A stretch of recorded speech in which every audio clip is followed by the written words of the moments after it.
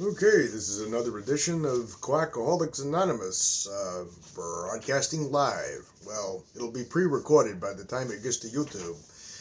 As always, before I start any video, I'm going to announce the other content creators out here, like Contempt Upon Investigation, the Recovery Rebellion Podcast with Burn the Stigma, Thrive Alcohol Recovery, Emma's Groupthink Podcast, Sobriety Bestie, Burn the Stigma with Tara Grace, Bobby C, Anonymous Addiction, and got a couple of books in the links as well, one from Dan Joyce and one from Dee Dee Stout. And I actually just dropped my notes for a second, so bear with me for 1 second. And there was, speaking of which, with both Emma, who does the Groupthink podcast, and Burn the Stigma had a joint video not too long ago where they both talk about their experiences with AA, but they also talk about one key component that I feel is going to be important to this video. But I had the notes for this video before I actually heard that thing, but I think it's going to tie right into it. I got a ton of stuff to go over, but I think I can maybe do it without losing the plot and not getting lost in the weeds, and try to remain coherent through the whole thing. But what she was talking about was this idea, and I've actually been guilty of doing this myself from time to time when it comes to talking about who I was before, what it was like, what happened, and what it was like now. That kind of idea, when discussing my addiction problems, it's kind of a holdover for AA, but it's something that I've kind of been guilty of doing. And the narrative that kind of dominates the field with people who've ever had alcohol use problems or drug addictions or whatever it is this kind of story you were expected to refer to yourself as, where you're the villain in your story when you were actively drinking or drugging or whatever it was. And now, you're not, because you're not no longer touching anything and you're pure, The narrative more or less works like this, like you were this troubled kid in some kinds of ways who was a little bit different than everybody else, and then you turned to alcohol and drugs, and you became the worst human being on the face of the earth. And sometimes in these AA speaker meetings, when they get lost in the weeds on that kind of thing, their story gets so far out that they have to even throw in this type of thing in the middle of their story. And while I was on the run from the police and robbing banks and hiding out in motel rooms all over the country, I was still drinking and doing drugs the whole time. I continued to drink and do drugs even when I was in prison. You get it. And then you got to spin this other narrative of what happened afterward. Like nowadays, and it happens outside of just the toxic AA culture, because in the toxic AA culture, you're supposed to say, then I got a sponsor, then I work the steps, and then, all that other bullshit. But you're also kind of expected to continue the narrative, and the narrative is supposed to be, and today I'm a really boring fellow from a from a Lifetime movie. I'm this boring guy who just gets pleasure out of paying his taxes and credit card bills, and who goes to country clubs, which I am a membership now, like a normal person. Ha ha ha ha! And everybody laughs, and of course, everyone else drinks while they're playing golf, and I don't drink at all. And whenever I go to a party, I grab a glass of water and I take a sip out of it, and then I run like hell out of the party because I don't even want to be associated with anything like booze today. That's not for me anymore. The only role I have in life is being humble and eating shit and walking with my eyes down. Unless there's a useless drunk in the vicinity, then I can sneer and be smug and condescending and treat him like garbage because his life could be like mine, boring and glum and cult-ridden with religious overtones in meetings, kind of bullshit. There's no truth to that narrative at all.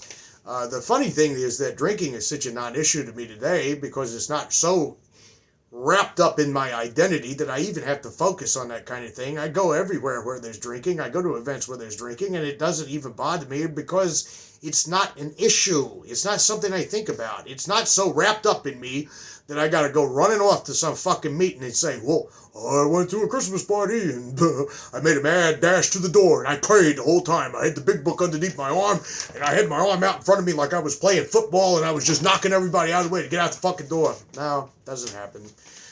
Any type of events I go to, it's not central to my identity to say I don't drink today, and I'm clean today, and I'm boring today, like I'm supposed to be, like life was intended for me to be. And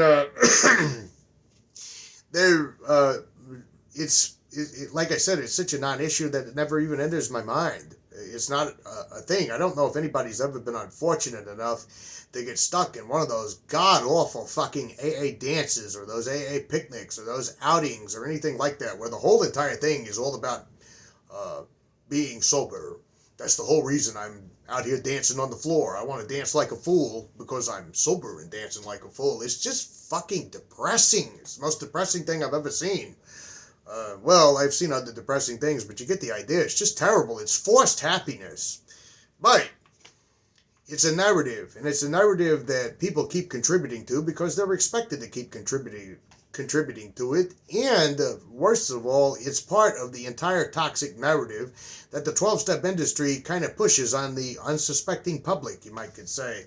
And there's one thing about narratives: if they're foisted upon you enough, you're going to start to believe them. But that's going to tie into what I want to talk about this week. And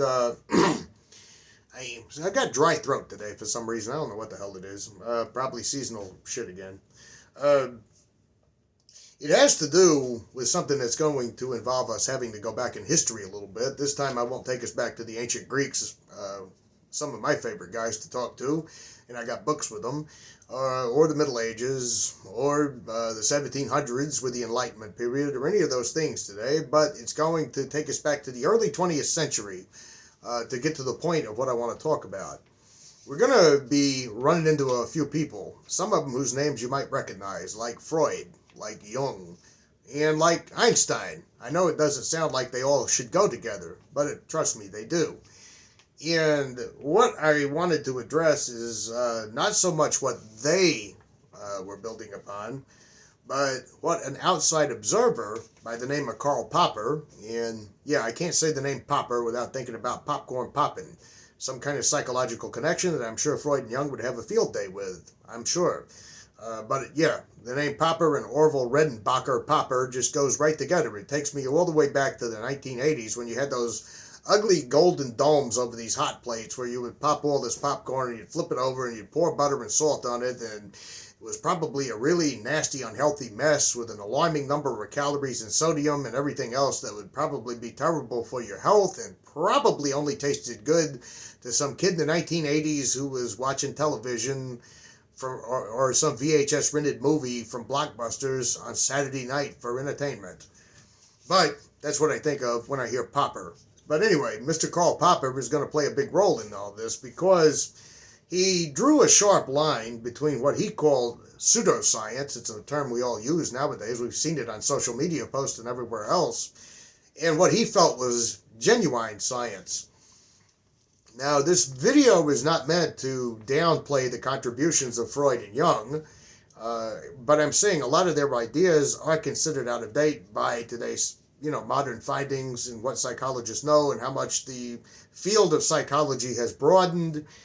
But some of their general theories, or at least the beginnings of their general theories, and I could go on about them and Lacan and everyone else, but that's not really the point of the video.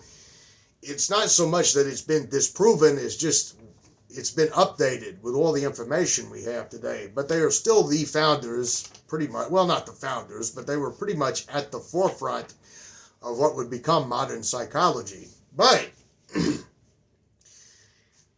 Popper developed this idea when he was observing Einstein and when he was observing Freud and Jung. And got to take a hit of the caffeine to keep this going. One thing he noticed about Freud and about Jung, and no, that story is bullshit in the big book where The guy went to see Carl Jung, and Carl Jung said, hopeless, worthless scumbags like as yourself need to get in touch with God and have a spiritual experience. I doubt very seriously Freud or Jung ever said shit like that, but even if so, whether they said it or not doesn't mean anything in terms of relevance, and I'm going to explain why. Popper noticed that one thing Einstein was doing was that his entire theory, a theory that if it had been proven wrong, we wouldn't even know who he is today, was a theory that he believed needed to be tested. His idea on relativity, his idea on other things. He said there's no way to verify this outside of a classroom, more or less, unless there's some way to put it in action and see it observed by the outside, right? In a way that other scientists would have to look at that and say, well, you know what? It does look like that your theory has some credibility because this event kind of coincides with it. So there was a solar eclipse in 1919 that was coming up, and Einstein more or less said, if this solar eclipse turns out the way that I think it's going to turn out, my theory could be possibly correct. If it does not, my entire theory is garbage. It'll have to be scrapped, and it's an utter fail. I'm totally wrong on everything I'm talking about here. So he said there's this solar eclipse right around the corner in 1919, and he said we don't want to miss this. Mark your calendars, which is not what he probably said, but you get the idea. If the starlight bends differently during this solar eclipse, just like I'm kind of predicting it will, then yeah, we have a theory of relativity in action. And if it doesn't, my entire theory is going to collapse. In other words, the theory was risking failure. And the contrast that Karl Popper, when he was popping with some popping ideas here and not popping some popcorn, he noticed that people like Sigmund Freud or Carl Jung had a different methodology or a different way that they worked on their ideas. Anything that they came across, if it didn't line up with their theories, they could always find exceptions to the rule. They could always find an excuse or a loophole or a get-out-of-jail-free card if you play Monopoly in a way that could always make their theory correct. But their theory didn't ever run the risk of actually being thrown completely out the window because it really couldn't be 100% replicated and tested, like Einstein saying, if this solar eclipse fucks up, I'm out of business. And he began to get this idea of what you've heard it probably said online, in discussions, in meetings. I mean, not in meetings. There's no intelligent discussion in meetings. You've heard it probably discussed online, in debates, and you probably heard someone use it at one point or the other, where can this be falsified? And I once said that to a AA sponsor asshole, and he said, there you go, using the big words so you think you're smarter than I am. Well, falsified is not really that big of a word. It's actually very simple. If I have an idea about something, can that idea be tested and proven wrong? Or can it be tested with some supporting evidence to back it up? That's what it means, by the way, by falsifying something. And if you have something like what Freud and Jung were working on at the time, you got kind of an issue. You can't test it, really. You can't really falsify it. You can always find a loophole to prove it correct. You can always find something to say, well, the theory was wrong here, but the reason for that is this. And you could, if you looked hard enough, you could excuse your theory in some kind of way. And the distinction here is quite important. Now, Popper talked about genuine science versus pseudoscience. And the distinction is important here because there's a similar pattern going on in Quackaholics Anonymous. From the first pages of the AA book, Big Book, AA presents alcoholism not as a spectrum, not as some kind of behavior, not as some kind of model of, look, this is what we think we know about booze, but we're not sure. We're going to have to put this to the test. Or this is what we think is going on with someone who's addicted to alcohol. We don't know for sure if that's what it is, but let's see what it looks like when we study 4,000 or 5,000 people who have a problem with drinking. AA doesn't do any of that, right? It just comes out, says, this is the way it is, and you have to accept God, do steps, and all the other bullshit. AA does not present heavy drinking as some kind of spectrum or some kind of behavioral problem, or maybe something that's rooted in trauma or something else. They may not have understood that back then. But it's an absolute identity. that's the way it's presented, right? They say once an alcoholic, always an alcoholic. The book famously declares from the front end, we are like men who have lost their legs. They never grow new ones. It doesn't say, you know what, we've came to this conclusion after really testing this through and through and through, and we've examined people rigorously and all that. Now it just comes right out and says, this is just the way it is. And that in and of itself is a problem. This statement, we're like men who lost our legs. We can't grow another leg.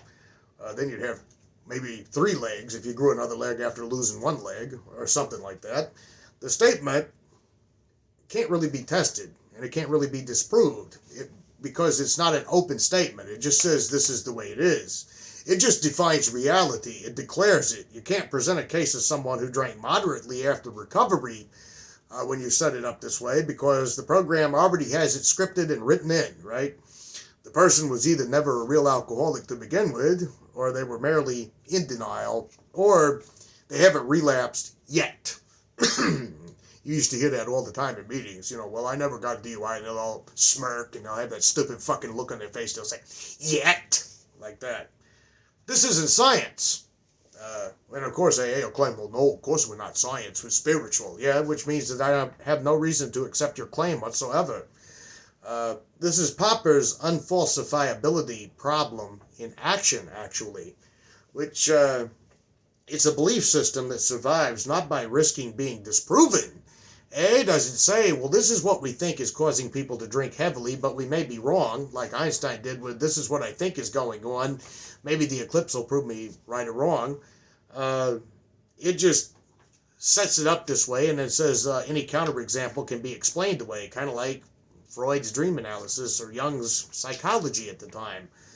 And AA doubles down on this. I had someone who was a detractor not too long ago say, well, you can't use the scientific method with AA. Well, you can't say AA doesn't meet its burden of proof because we're not about proof. We're not in a court of law. No, but when you make gigantic, grandiose, sweeping claims without evidence, you're more or less falling into the realm of what Popper would have called pseudoscience. But in this particular situation, since you're talking about an immaterial spirit of the universe that exists beyond space and time and lifts your obsession to drink without any detectable trace whatsoever in the real world, I just call it pseudo bullshit. Okay? The belief system that AA doesn't ask to be tested. It survives by risk. It doesn't ask for to be proven. It just explains away the counterexamples. For example, AA doubles down on this by teaching members to go look for spiritual experiences. And this is something very important, and it ties back into what I was talking about at the beginning of this video, when you're expected to obey and conform to this narrative. Bill Wilson himself writes, what often takes place in a few months could hardly be accomplished by years of self-discipline, with few exceptions. He doesn't provide actual numbers, he just says few exceptions. Our members find that they have tapped an unsuspected inner resource, which they presently identify with their own conception of a power greater than themselves. Just a lot of more bullshit, really. But notice how carefully this stuff is worded. Members are told that they'll find this inner resource, this power greater than their self. If they don't, you get told that you're blocked by your own ego. The sunlight of the spirit blocked you because of your pride, because of the 7 deadly sins, because you're in full flight from reality and you can't tell the truth from the false. It's your fault for not getting it, right?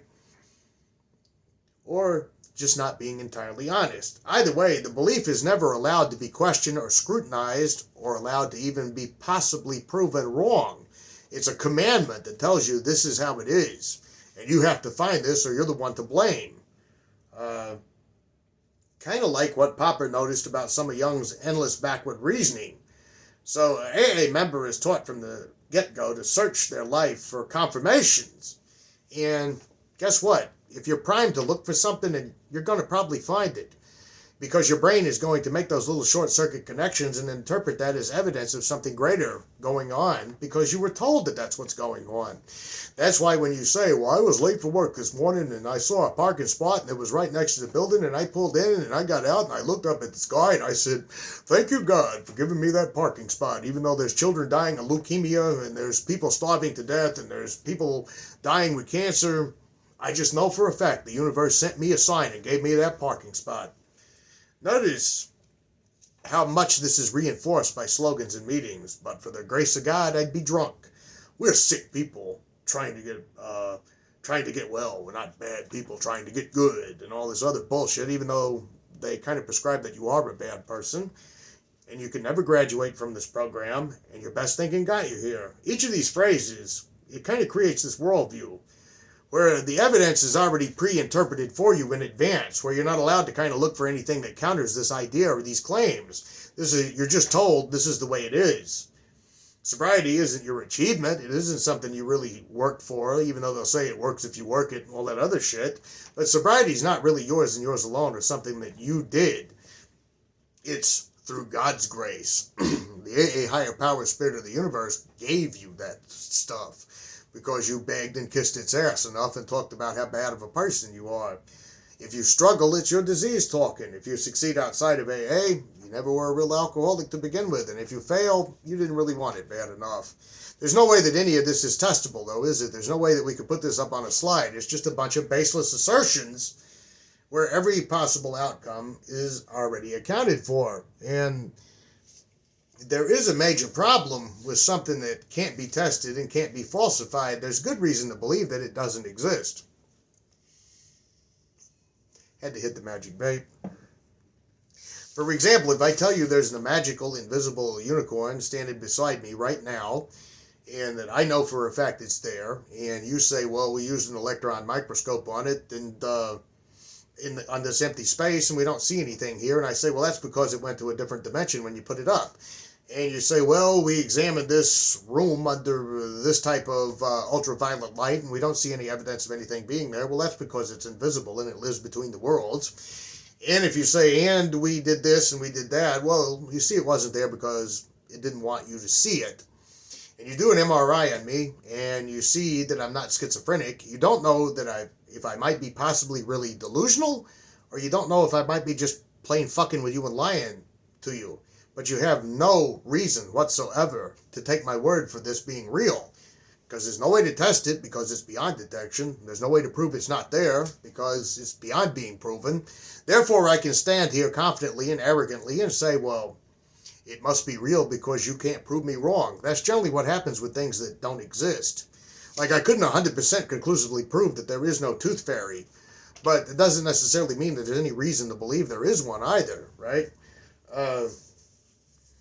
And negative identity and constant defect finding is something else that gets brought up into all of this, because you're already being primed to look for miracles. You're already being primed to look for signs that God wants you in AA. And guess what? If you're told that that's what you need to look for, if you're told that's what you need to find, you'll find it. Believe it or not, when I was a teenager, there was someone I knew who had told me, and at the time, of course, I didn't see what was very obvious, but they said, if you're ever having a problem, step outside in the morning. Just try this. This is kind of cool, and it's kind of fun, and it's kind of far out, and smoke some pot before you do it. But release a question into the universe.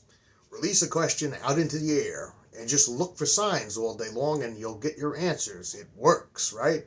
I actually tried it, and of course, every little street sign looked like a message. Every little billboard looked like it might be telling me something. Every song on the radio sounded like it was nudging me in one direction or the other. Not because there was some mystical power out there that was actually doing that. It was because I was desperately looking for a sign, and a sign is what I saw. It's the same thing with AA and this idea that you must have a spiritual experience. If you're looking real hard for a spiritual experience and you're being told you must have one, you'll probably find one. But the same thing happens with the negativity in AA, where you're not allowed to say anything positive about yourself or be proud of yourself or claim credit for any of your accomplishments or anything you do.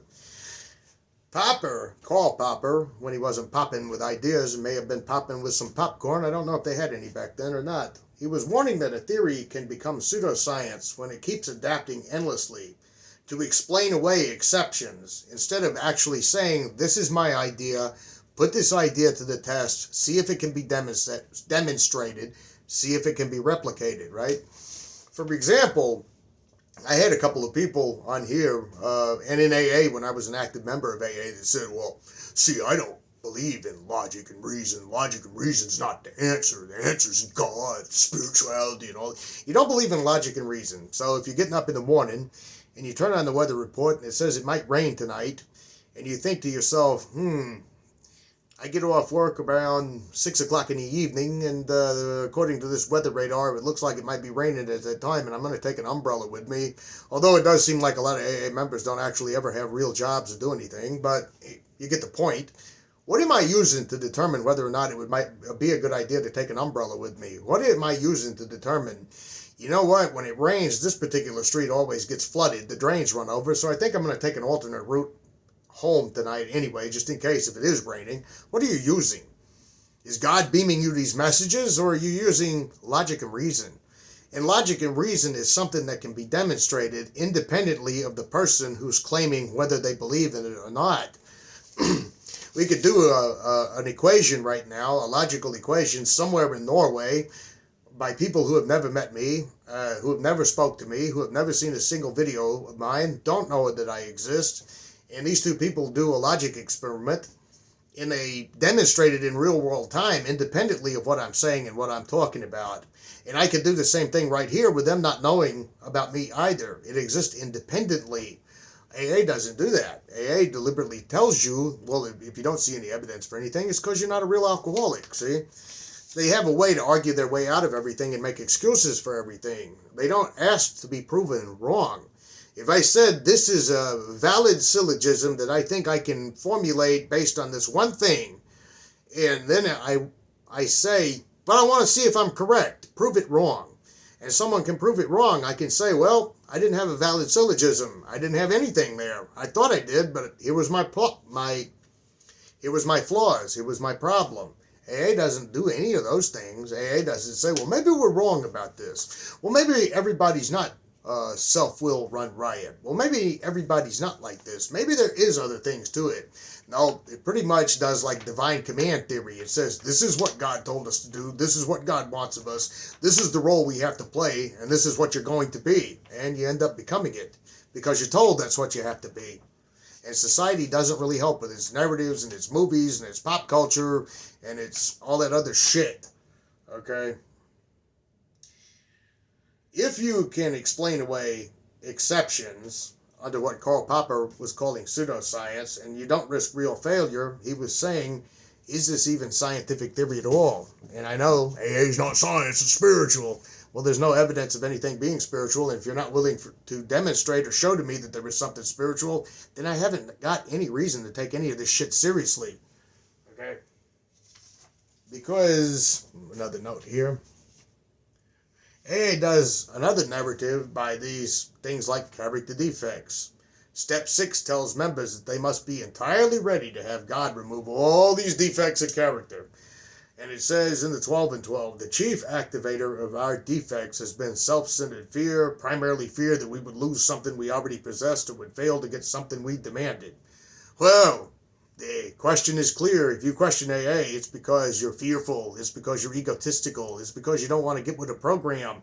If you struggle, if you resist, it's not the program that's ever at fault. It's your defects. It's your ego. It's your selfishness. It's your fear. The program cannot fail because it won't even let itself be open to the possibility of failing, nor does it ever offer to demonstrate any of its claims. So they've got it set up where we can't fail, but you can fail us. And this mirrors exactly what Karl Popper was talking about, a belief system that cannot be challenged because every challenge is reinterpreted as proof of the system's truth. So what we got here is a program that says it can never be wrong because the program says so, and we got a book that we're all supposed to be following that we know is true only because the big book says it's true, and it can't be tested because if you are trying to test it, it's because you don't believe hard enough. Then you've got what looks like a case of pseudo-babble bullshit. And critics have often accused us, or people like me, or myself, I get this quite a lot, that I'm cherry-picking all the bad examples of AA, not just with their culture of silence, not with their culture of abuse, not with their illogical literature that has no grounding in reality whatsoever, and is afraid to actually try to demonstrate its claims or work. they say I'm cherry picking all the bad examples. They'll say, why don't you highlight the good stories? AA saved my life. Well, if there's no proof that AA works, there's a good possibility that AA did not save your life. You went to a meeting, you got a little bit of enjoyment out of the attention of all these people, and now you're perpetuating a lie by sitting in meetings saying, God, and the steps got you sober, when really all you needed was a group of people to hang out with so you didn't feel judged. I mean, that's really all it is. And then you realize that AA, just like what Emma and Tara were talking about in that video, all the friendship in AA is totally conditional. All the acceptance in AA is totally conditional. Just have a drink, have a relapse, say you don't agree with the program, and you find out these friendships aren't necessarily rooted in real friendship. And then you don't feel like AA saved your life anymore because everybody in AA treats you like garbage. But the positive AA stories, AA saved my life. I know it was God. I know it was God. You can say that, but it doesn't make it true. And since you can't demonstrate that, or even not willing to allow it to be tested in any kind of observable way, that dominates the mainstream culture. You see it in films like Flight, in countless memoirs, in celebrity recovery tales. And they're all pushing that narrative that Tara was talking about, that narrative of, I was a terrible kid, I didn't like doing my homework, I didn't like coloring in between the lines, and I started drinking at 12, and then, when I was 14, I caught my first armed robbery felony, and then I continued to drink and do drugs, and then when I was 20, I had 10 felonies, and I was homeless, and I was stealing from garbage cans, and I continued to drink and do drugs. And now today, I play golf at the local country club with all the other boring people, and I watch Lifetime movies, and the thrill of my life is when I get an opportunity to pay an extra credit card bill off, because I say to myself, I have an extra $100 this week, and I'm not going to have any kind of hedonistic, libertine entertainment of my own. No, what I'm going to do is I'm going to do the right thing. I'm going to pay the bill, and I'm going to sit here humbly and know that I can never have fun again. That kind of horseshit fucking narrative, it dominates culture. It's in every fucking celebrity memoir. It's in every fucking recovery tale. The negative side, the abuse, the exploitation, the reality that there are people who stop shooting heroin into their veins but still like to smoke pot. There are people out there who used to do, like my uncle, who drank themselves into almost death, and who still can drink a six-pack of beer once in a while. The nuances of in between of people who like to do these kinds of substances or whatever it is they're doing, it gets buried and it gets shunned, because people like that, they're not in real recovery. And real recovery is defined by us because we say so without any evidence to prove that this is the way it is. Now, the cases like Carla Brady's murder, they get buried under a culture of silence. Documentaries like 13 Step the Film and books like 12 Step Horror Stories, they exist because the survivors and the people like myself and others, we had to carve out a space to make our voices heard out here. There was a stupid asshole once that said, well, if all you do is talk about AA, it's like you never left AA. Well, it's not necessarily about that at all. It's about blowing the whistle on this toxic fucking culture that's getting away with a crime. I guess in their minds, if you see a crime going on and it doesn't affect you, you shouldn't do anything about it. You should say, well, it's not affecting me. Pointing to these examples of what really goes on in AA, or at least a huge chunk of AA, is not cherry picking. It's breaking a monopoly on a narrative that's been allowed to dominate us for far too long. Can you imagine if someone left the Catholic Church because they were molested by a priest and they just said, well, I'm never going to... I mean, I can understand someone never wanting to talk about that again, but can you imagine someone saying, well, you know what, it happened to me and it's still going on and I just don't care. I'm not going to do anything about it. No, I don't think so. People who are victims of sexual assault oftentimes struggle with guilt. They struggle with shame. They struggle with self-hatred. And a lot of them don't want to talk about that kind of thing. But here's the major problem about it. It's going to keep on until some people are willing to stand up and say something about it. Someone has to be a voice for the voiceless. And I'm not saying it's me, but I'm saying it's funny how when you talk counter to the narrative, all of a sudden you're the bad guy. You know, Popper argued that systems like this might give you some temporary comfort, but they're very dangerous because they ask us to stop questioning. They tell us this is the truth. If you doubt it, it's just your sickness talking.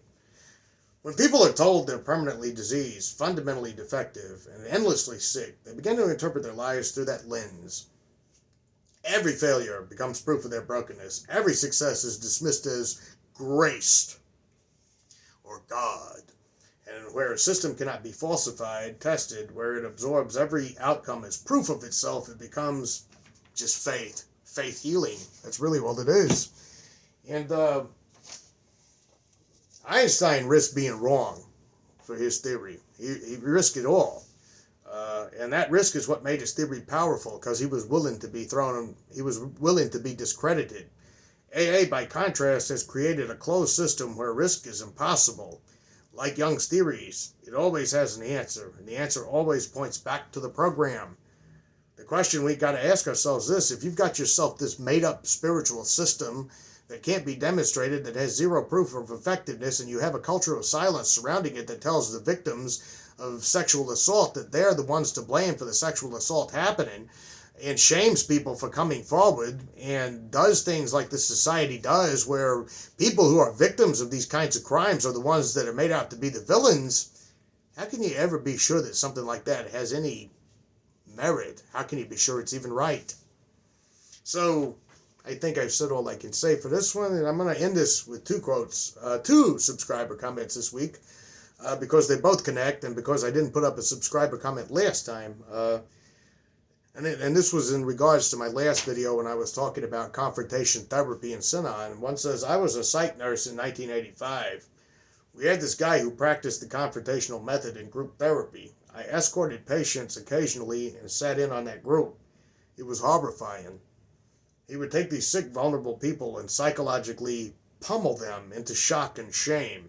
If you see it without being programmed first, you see it for what it is, inexcusable abuse. And it's going on all the time, but I'm just supposed to grin and say, well, I'm not there anymore, so what do I give a fuck if this is being done to people who have addiction problems? I mean, if I continue to talk about it, it's like I never left AA to begin with. I mean, can you imagine being such a shallow, self-absorbed fucking asshole that that's what you would say to someone who's trying to blow the lid on this thing? This other comment says SAFP, Substance Abuse Felony Punishment Facility. Here in Texas still uses some of the tactics like confrontation therapy like Synon did. I went there twice in my 20s. It's a bit more watered down nowadays, but I've seen grown men cry during confrontation group, having to be humiliated in front of 64 other inmates, and not being able to say or do shit about it because they don't want to be sent back to the county, then shipped right back out for a long prison sentence. Shit was crazy.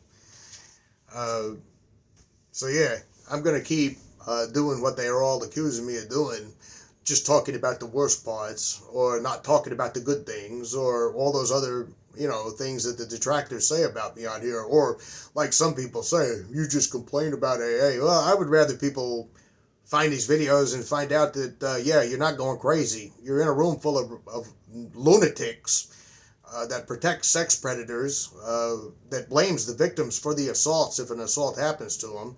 And you deserve to know. The public has a right to know. And I guess that's all of it for now. I probably see you in a couple of weeks. Can't say in the next week. Until next time.